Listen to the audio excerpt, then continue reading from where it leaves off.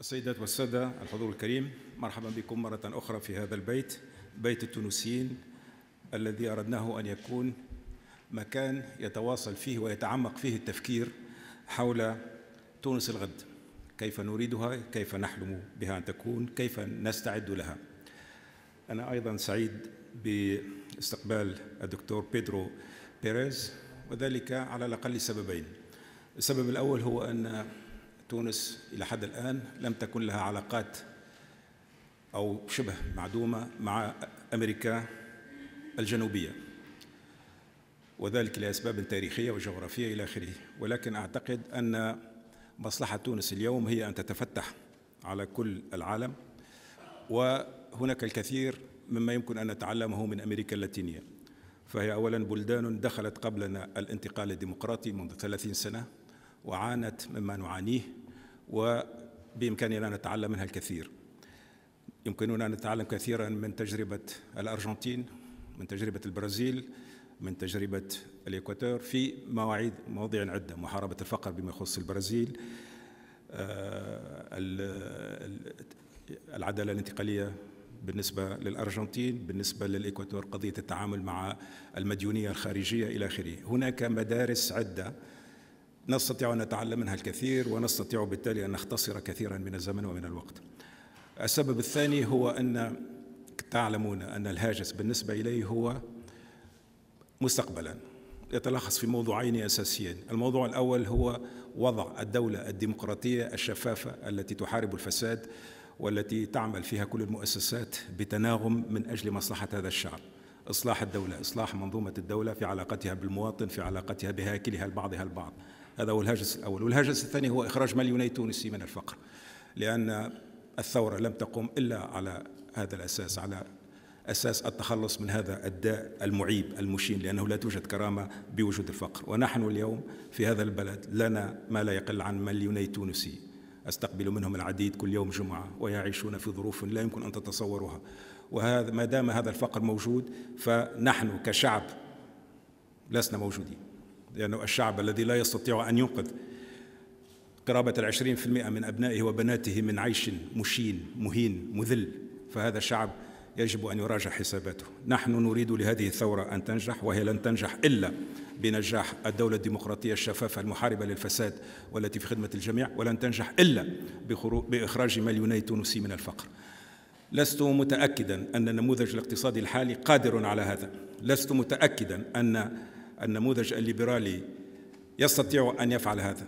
من الممكن أن كما أثبتت ذلك التجارب في كثير من البلدان أنه يستطيع أن ينمي الثروة عموما، ولكنه لا يقضي لا على الفروقات الهائلة بين الطبقات بين البشر وبين الجهات، وإنما أحيانا يعمقها.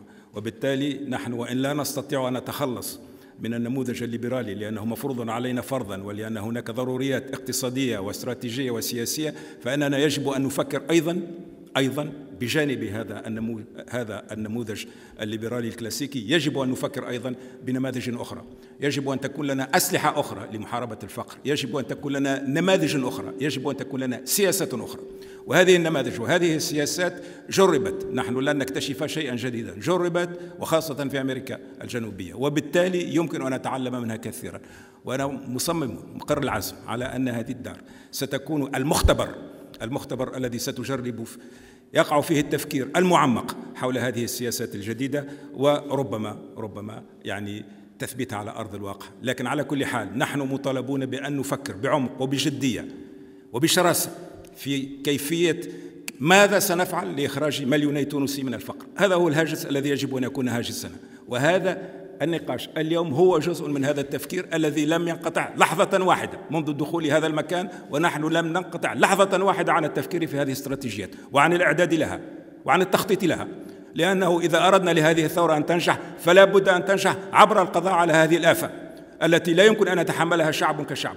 فهي مذلة مخلة بكرامة كل التونسيين، مذلة بكرامة تونس ككل.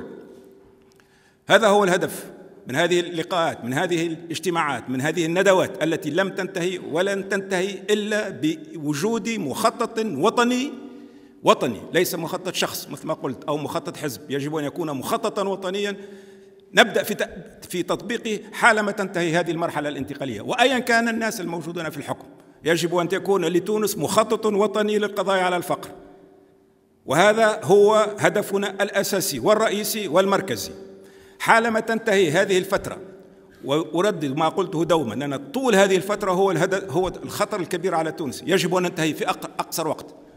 والحمد لله أن بدأنا نرى ملامح النور، الدستور، التوافقات على الهيئات العامة إلى آخره. ثم حالما نضع أسس هذه الدولة نشمر عن سواعدنا جميعا، أحزابا وأشخاص ومؤسسات ومنظمات من كل المدارس الفكرية والسياسية حتى نواجه هذا العام. مرة أخرى التجربة اللاتينو أمريكية تجربة هامة، ونحن يجب أن نستمع إليها بمختلف طرائقها: الطريقة البرازيلية، الطريقة الإكواتورية، الطريقة الأرجنتينية، الطريقة الشيلية إلى آخره. وهناك أيضا مناطق أخرى في بنغلاديش، في كل مكان. يجب أن نتعلم هذه التجارب بأقرب وقت ممكن حتى لا نعيد أخطاء، أو حتى نحن نضيف إلى هذه التجارب، وحتى تكون لنا ربما تجربة تونسية إن شاء الله في محاربة الفقر. صديقي العزيز، شكرا جزيلا لتلبيتكم هذه الدعوة وللمجيء من مكان بعيد جغرافيا ولكنه قريب من قلوبنا مرة أخرى. مرحبا بك في تونس، وأحيل إليك الكلمة، وأنا سأستمع إليك بكثير من الاهتمام بجوارح القلب بأكثر من جوارح العقل. شكرا جزيلا. Merci beaucoup, Monsieur le Président, et pour cette invitation. Je suis très heureux et en même temps très honoré pour cette opportunité de me diriger à vous. Bonjour à toutes et à tous, et merci en avant pour votre patience et générosité avec mon français. Hein. Je vais essayer d'être le plus clair possible pour contribuer à la nécessité de ce dialogue très urgent parmi notre pays.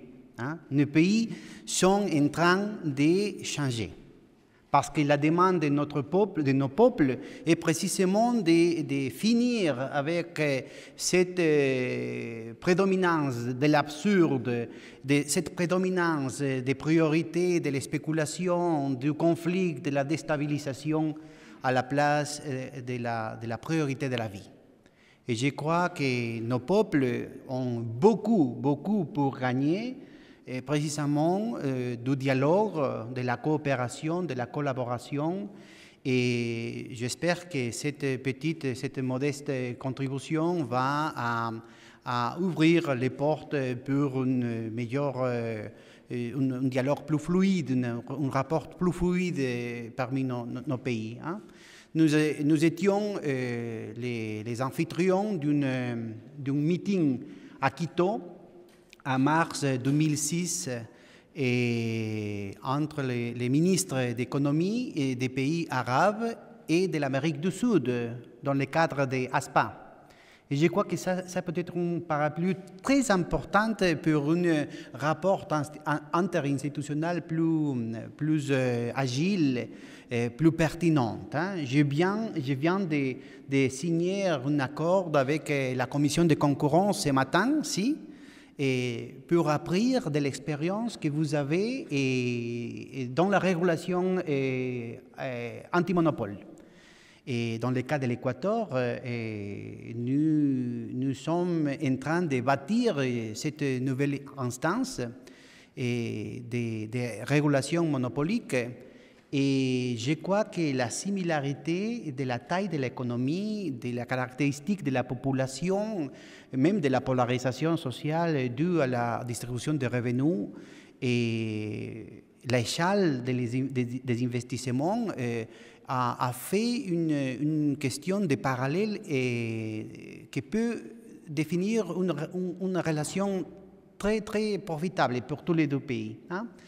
Et j'insiste, et je suis vraiment très heureux d'avoir cette opportunité pour parler un peu de l'expérience si diverse, si hétérogène, mais en même temps si riche et fraîche de l'Amérique latine pour trouver un autre horizon de développement, un autre horizon d'intégration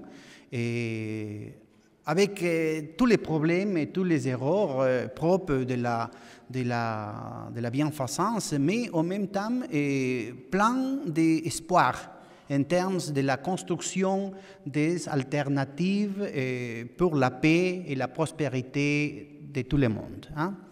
Et nous étions les victimes pendant des décennies de la séduction de tous ces discours néolibéraux qui a été proposé comme la recette, la solution pour attirer l'investissement partout, de la modernisation, d'accéder au premier monde, etc.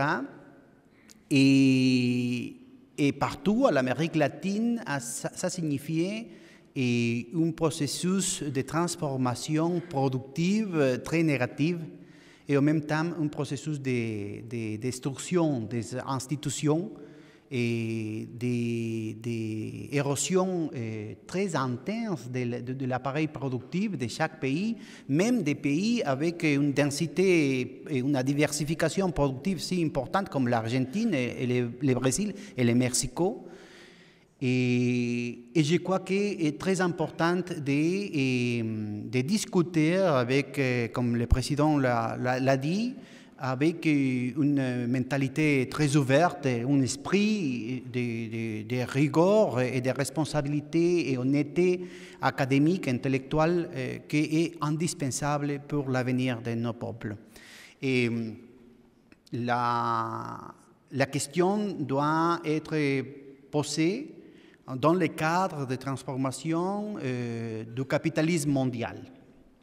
Nous sommes au milieu d'un processus de crise structurelle du système qui s'est expressé à partir des années 60 avec une situation paradoxale, très difficile d'accepter. Et le problème fondamental du capital, ce n'est pas la scarcité, comme le proposent les livres de textes généralisés de l'économie. Même les outils de l'économie ont été orientés fondamentalement autour du concept de la scarcité.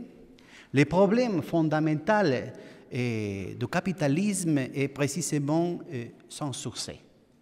Nous sommes déjà 4-5 décennies du déploiement d'une crise structurelle de surproduction. Et les processus dans le corps du système de globalisation et de financiarisation, ce sont des remèdes, laissez-moi emphasiser, ce sont des remèdes au problème de surproduction structurelle du système. Ça veut dire, au contraire, à la situation, à la condition fondamentale de la modernité capitaliste, de l'introduction permanente de la science et de la technologie sur les processus de travail, qui a défini les triomphes de la modernité capitaliste pendant les derniers 5 siècles. Et récemment, ça veut dire à partir des années 60, il y a une contradiction. Et relativement, les efforts du capital des sphères les plus hautes de la décision mondiale ont déployé des efforts plus forts pour éviter relativement l'introduction des innovations techniques dans l'application commerciale.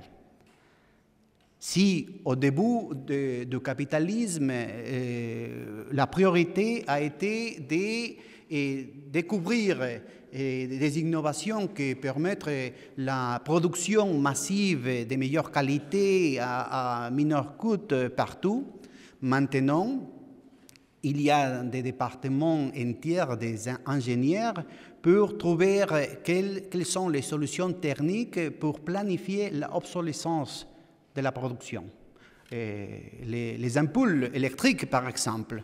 Il y a une ampoule électrique qui a été fabriquée par Thomas Alva Edison il y a plus de 100 années. et ça marche encore.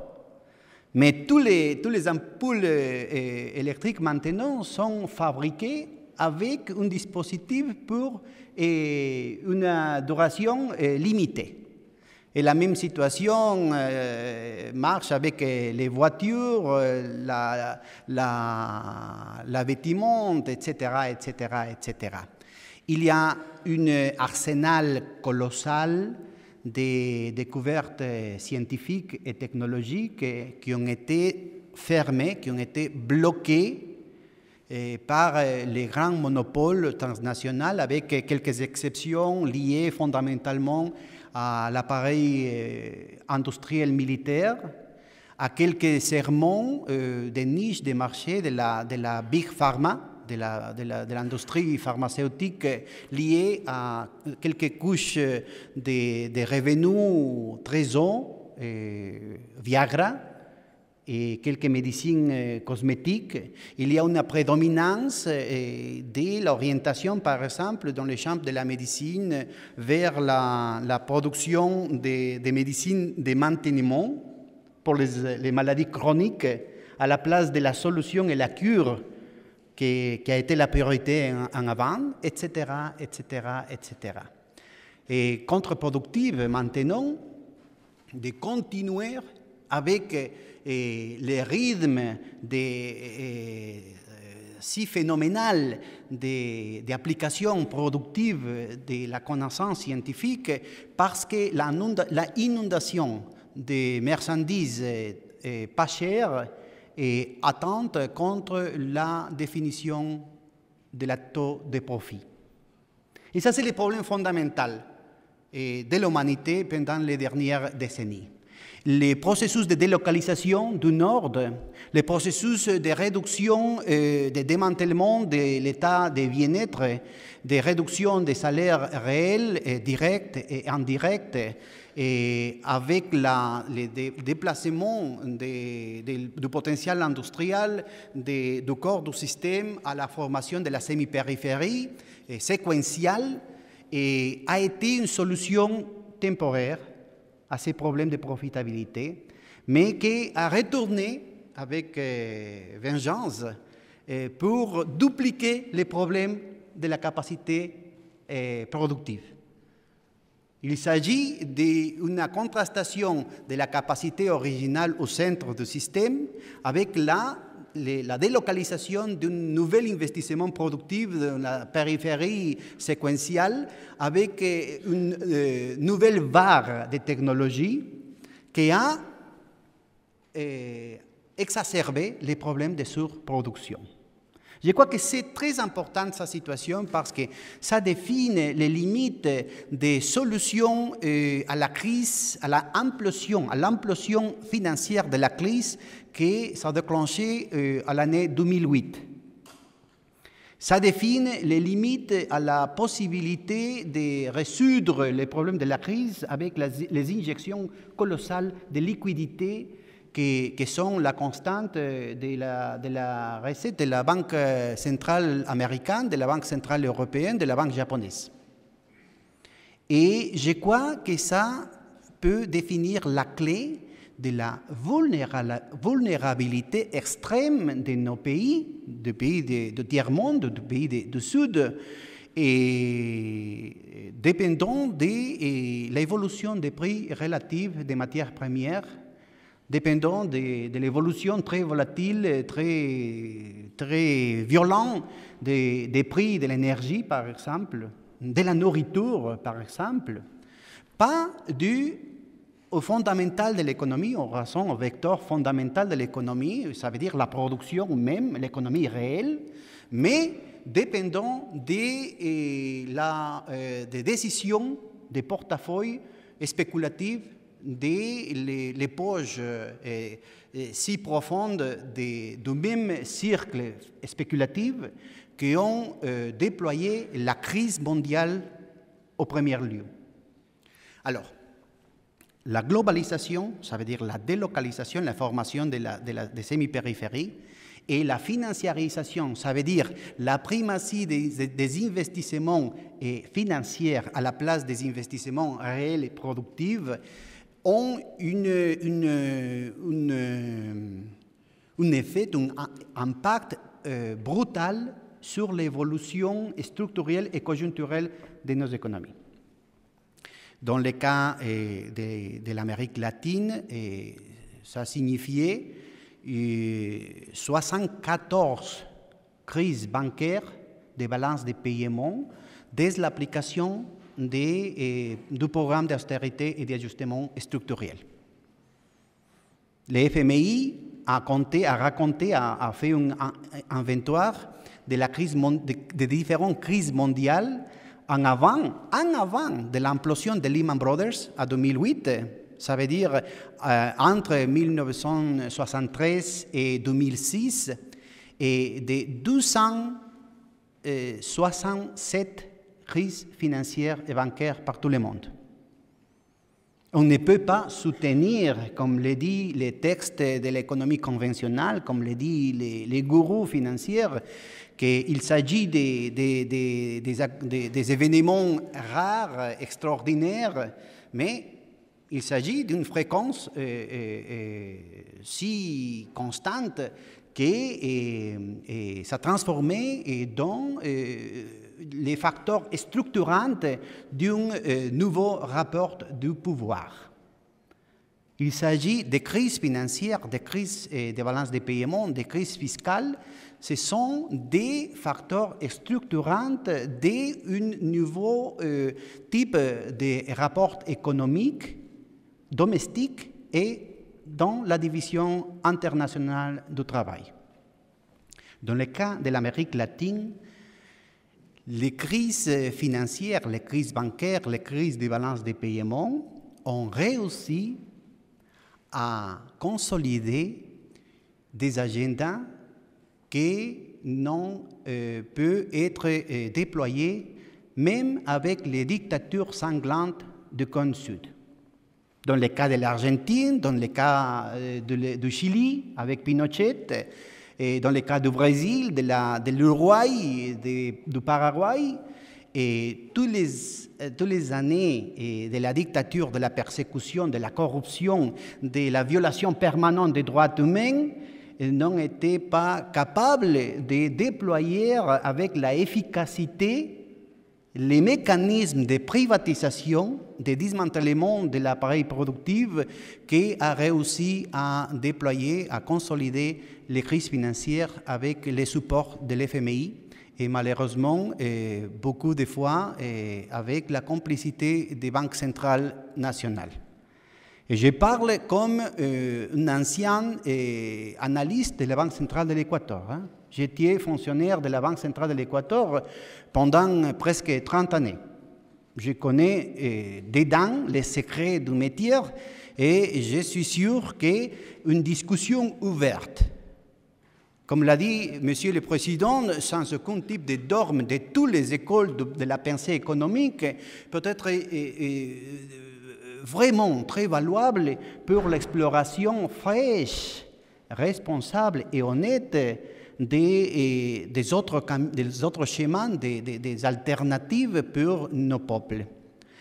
Et dans le cas de l'Amérique latine, il y a la documentation et les dates suffisantes pour prouver que les modèles des investisseurs qui a été vendu à l'Amérique latine, les modèles des marchés qui a été vendu à l'Amérique latine, a provoqué une chute de la taux d'investissement au rapport au PIB et de presque 25% parmi les années de l'industrialisation par substitution d'importation, ça veut dire des années 50, des années 60, le début des années 70, avec quelques exceptions comme les miracles brésiliens, avec des taux d'investissement au rapport au PIB de 35%, ou les miracles mexicains des années 50,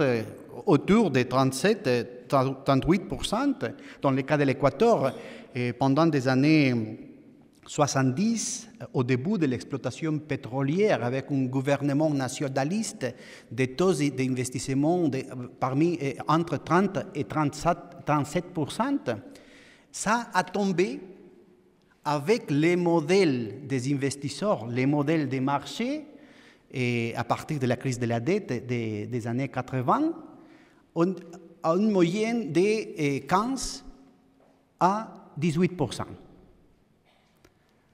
Le niveau d'investissement a changé, la dynamique d'investissement a changé seulement pendant les dernières décennies, précisément pour les changements de l'orientation politique du gouvernement et par l'interpellation généralisée, même dans les pays avec les gouvernements de droite ou de centre-droite, vers une autre alternative de politique économique.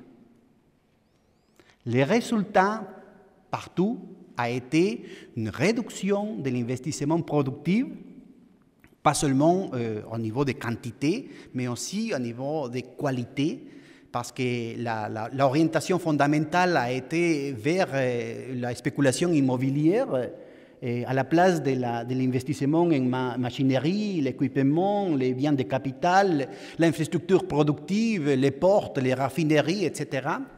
Et l'introduction, la primatie des secteurs services, avec toute la narrative de l'économie post-industrielle, qui a signifié une multiplication des mécanismes de spéculation domestique en correspondance au mécanisme international de succion des revenus liés à la dynamique des marchés financiers mondiaux, spécialement les réseaux mondiaux des offshore et des paradis fiscaux centrés sur la City de Londres, Wall Street et la City de Londres.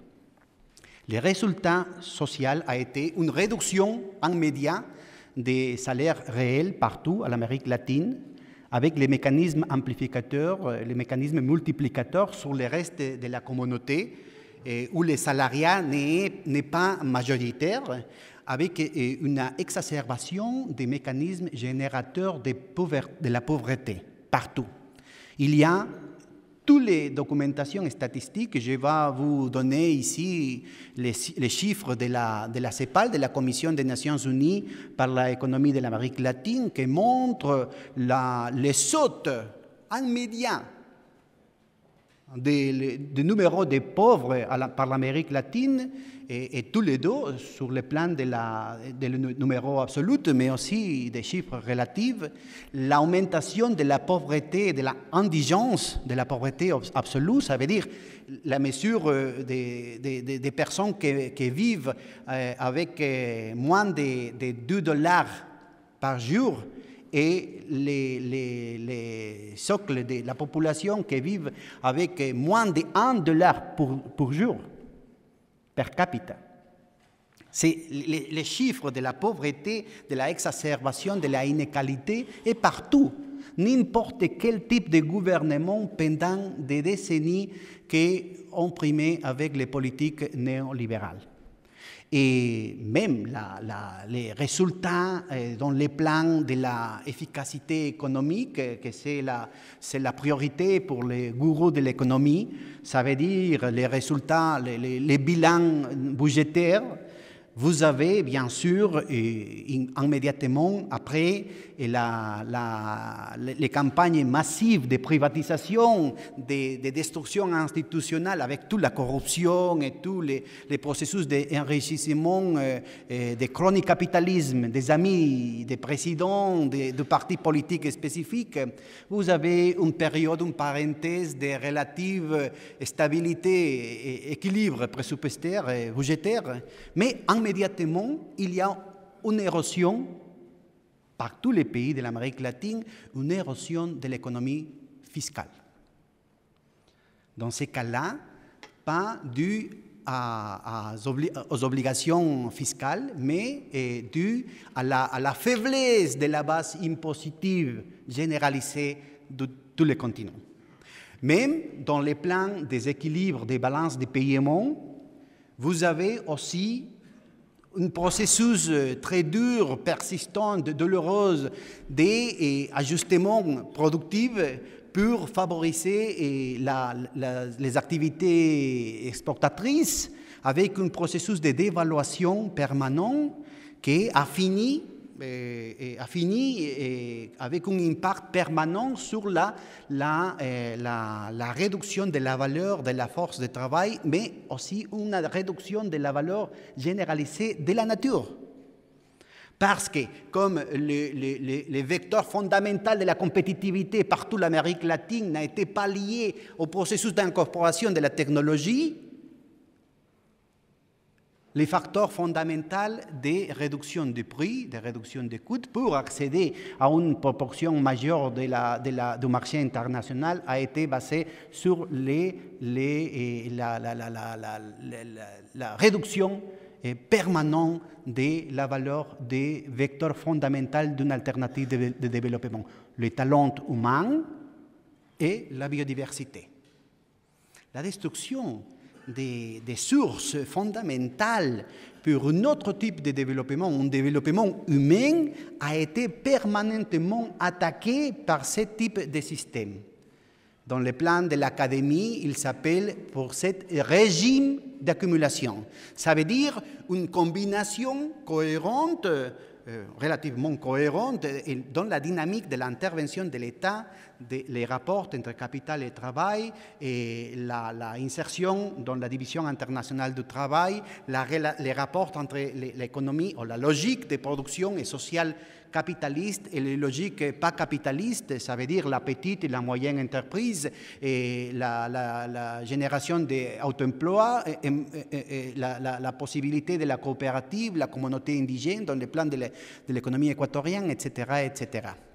Et toute cette situation a défini une dynamique autodestructive avec une réduction, un étouffement permanent des marchés domestiques et au privilège des entreprises transnationales et au privilège des exportations. Si, dans le cas de l'Équateur, par exemple, en 1980, les degrés d'ouverture de l'économie, ça veut dire la somme des exportations plus importations sur le PIB a été 30%. En 2006, cette situation a monté à 87%. Ça signifie que l'activité normale économique domestique dépend de situations totalement exogènes, des situations que nous ne contrôlons pas. Des exportations, l'évolution des exportations en prix et quantité, l'évolution des importations, qui a signifié une addiction inévitable pour la destruction de l'appareil productif domestique, et les remittances de nos familières dans l'extérieur. L'Équateur a 15 millions d'habitants dans l'Équateur, avec 3 millions d'Équatoriens à New York, New Jersey, Murcia, Valencia, Madrid et Milan. La troisième ville équatorienne est New York. La majorité de ces 3 millions de migrants équatoriens ont sorti du pays pendant 5 années. C'est l'exodus, c'est la diaspora. C'est un processus très, très douloureux provoqué par les politiques néolibérales et toute la séduction des discours de la modernité basés sur la privatisation et la sacralité des marchés financiers. Au cours de ces situations a été tout à fait le problème de la crise des balances de paiement, la restriction externe, la restriction fiscale, la restriction basée sur la discipline budgétaire. Et quelle a été la racine de toute cette crise récurrente qui a plagué l'économie et la démocratie équatorienne et latino-américaine? La dette externe. La dette privée qui est devenue publique dû au processus de sauvetage que l'État néolibéral a déployé partout l'Amérique latine, parce que le rôle de l'État qui a été censé comme une réduction permanente de l'intervention de l'État et au contraire un processus permanent d'intervention de l'État en secourant la situation des élites partout, des grandes banques, des grandes entreprises, des familles les plus puissantes de l'économie nationale en association avec des intérêts transnationaux. Et c'est la même histoire qu'on peut trouver maintenant avec la crise financière mondiale. Tous les discours, toute la narrative de réduction de l'État et d'autosuffisance et efficacité du marché par lui-même est totalement démenti par l'action politique, de la politique économique par tout le monde, spécialement dans les pays du Nord, même les États-Unis, avec des injections brutales des ressources, pas pour les segments les plus vulnérables de la société, mais pour les familles, les cercles financiers les plus riches du monde. Alors, la question est-ce que cette aide généralisée de l'État dans le Sud, dans le Nord, a amélioré n'importe quelle magnitude la situation mondiale? Est-ce que l'injection de milliards de dollars par la Réserve fédérale des États-Unis parmi 17 banques a amélioré la situation d'insolvabilité structurelle de la banque aux États-Unis? Ou est-ce qu'au contraire, la condition d'infection qui a commencé au début seulement avec les prêts hypothécaires résidentiels aux États-Unis s'est multipliée à la situation immobilière commerciale, à la situation des prêts étudiantils, à la situation de la dette publique, et pas seulement sur l'axe anglo-américain, mais partout, l'Europe continentale, l'Asie, et même les BRICS, et même nos pays. Est-ce qu'il n'y a pas une métastase de l'insolvabilité structurelle après cette injection colossale de ressources qui multiplie en beaucoup de fois les PIB des États-Unis, les PIB de l'Europe, les PIB du Japon? Si on peut explorer l'histoire de l'Amérique latine pendant les années 80 et 90 et au début des années 2000, on peut trouver à une échelle mineure les mêmes types de phénomènes. L'alternative est venue dès la mobilisation généralisée du peuple de l'Amérique latine. Sans aucune recette magique, sans aucune solution unique, partout à l'Amérique latine, il y a un processus d'exploration des autres possibilités. Et au cours de l'aperture des autres chemins a été précisément la renégociation, le traitement de la dette externe. Dans le cas de l'Équateur, nous avons, comme une partie de la lutte contre la corruption, nous avons demandé un processus de transparence élémental, basique, des contrats publics de la dette publique. De faire public les contrats publics de la dette publique. Qui est-ce qui peut s'opposer à ce type de processus? Et je crois que partout le monde, maintenant, est urgent de demander le processus de transparence dans les marchés financiers et de toutes les démarches financières partout.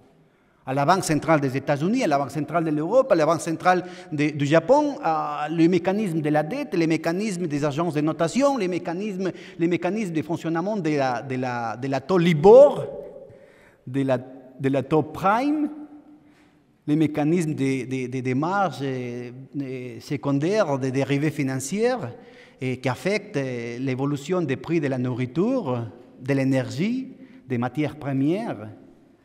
Maintenant, c'est impossible d'avoir n'importe quel niveau de confidence sur les prix d'équilibre, par exemple, pour décider des investissements de long terme.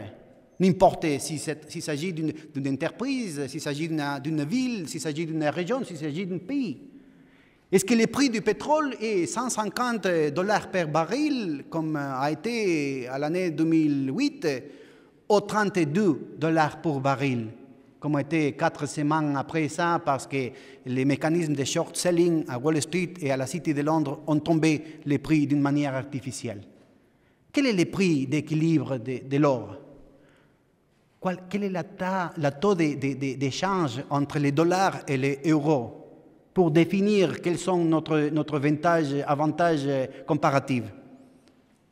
C'est impossible. Il y a une distorsion structurelle des prix relatifs fondamentaux partout. C'est indispensable pour nos pays d'assumer la responsabilité de définir des priorités pour la vie, ça veut dire la nourriture, l'attention de la santé, l'énergie, la production de la connaissance, la souveraineté sur les ressources naturelles, le déploiement des perspectives productives qui ne dépendent pas des hauts taux d'intérêt, des hauts taux de profit, des court-termismes exigés par la banque commerciale et même par la banque de développement. Et pour ça, il est indispensable de remplir, d'élargir l'espace des politiques, les degrés de manœuvre, tous les deux pour les gouvernements, mais aussi pour les autres acteurs de la société. Et une autre fois, j'insiste, la clé pour sa situation, c'est le traitement de la dette publique. Dans le cas de l'Équateur, la réduction du service de la dette a signifié, pour première fois, d'avoir un investissement social à l'année 2009 supérieur au service de la dette de cette année dans le budget central. Et en termes de la valeur présente nette, et pour l'avenir de 30 années, la réduction est de 30 milliards de dollars dans le stock de la dette. Ça veut dire que nous avons éliminé les passifs de long terme sous l'État équatorien pour l'équivalent à la moitié du PIB de l'Équateur. Nous avons éliminé les services en termes de flux budgétaires en 2/3 du service de l'année 2007 à l'année 2009. Et ça signifiait que le gouvernement a été capable d'augmenter l'investissement public que pendant les prévues 30 années a été autour de 3-4% à un niveau de 13% du PIB à l'année 2008. L'année dernière, les rapports de l'investissement public en relation au PIB a été en 16,6% du PIB. Ça a signifié un processus énorme de réduction des asymétries régionales parmi les différentes provinces de l'Équateur, une réduction de la tension, une augmentation de la légitimité et de la paix sociale partout. Il y a eu un agenda de déstabilisation et d'exacerbation de tous les types de conflits religieux, de conflits régionaux, de conflits même sportifs, pour créer le chaos et pour profiter de la désespération, de la confusion de la population en termes politiques et en termes financiers. Parce que c'est précisément l'incertitude, la volatilité et l'instabilité qui sont la racine fondamentale, les sources fondamentales des profits des capitaux spéculatifs. Et nous avons changé la dynamique de l'économie équatorienne d'une manière fondamentale, avec une moyenne de croissance du PIB autour de 6% annuel, avec un processus énorme de redistribution de la inégalité et de la pauvreté partout, spécialement de l'indigence. Nous avons changé la dynamique des marchés domestiques et avec des efforts encore modestes de l'agence que je préside, l'agence anti-monopole, nous sommes en train aussi de changer l'attitude des entrepreneurs vis-à-vis ces nouvelles horizons d'opportunités qui s'ouvrent pour la nouvelle dynamique de la demande domestique, à la place de ces demandes externes, exogènes, qui a primé pendant les prévieuses 30 années. Nous croyons que ces nouvelles opportunités qui sont ouvertes dans le plan économique ont en même temps une dimension fondamentale sur le plan spirituel, sur le plan culturel, sur le plan politique. Parce que le monopole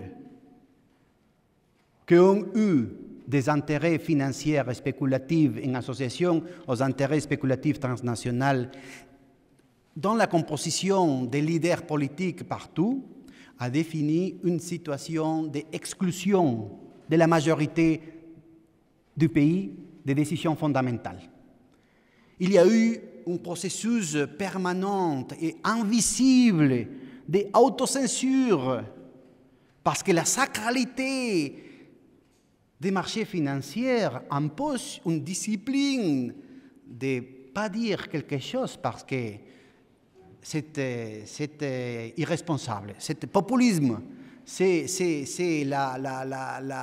l'extravagance, c'est la manque de responsabilité. Maintenant, avec la rupture de ce type de dogme, la rupture de ce type de monopole de la pensée unique a ouvert la porte pour un débat très riche, très incipient, bien sûr, encore, très incipiente dans le plan de la formulation académique, mais très efficace dans le plan de transformation concrète de la population.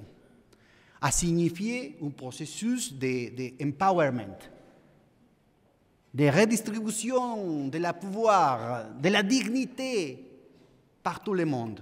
Nous sommes encore, bien sûr, un pays pauvre, en développement, bien sûr. Nous avons beaucoup de restrictions structurelles, mais il y a une mobilisation, un espoir généralisé de la population, la jouissance de bâtir un nouvel horizon qui peut nous inclure à tout le monde, dans un cadre, dans un horizon, dans une perspective de paix et de prospérité. Nous croyons que nous avons besoin d'un dialogue, d'un rapprochement avec des autres peuples dans l'Amérique latine, dans l'initiative de UNASUR, de ALBA, de la CELAC, de cette nouvelle perspective d'intégration productive et sociale pour la construction de la patrie ronde qu'ont rêvé Bolivar, San Martín et des autres leaders de l'indépendance, mais aussi nous croyons fermement dans la possibilité très féconde, très fructifère d'un rapport plus étroit, plus fluide avec les autres peuples du tiers-monde. Et j'insiste, je suis ici très heureux et très honoré d'avoir eu cette opportunité. Merci beaucoup, Monsieur le Président.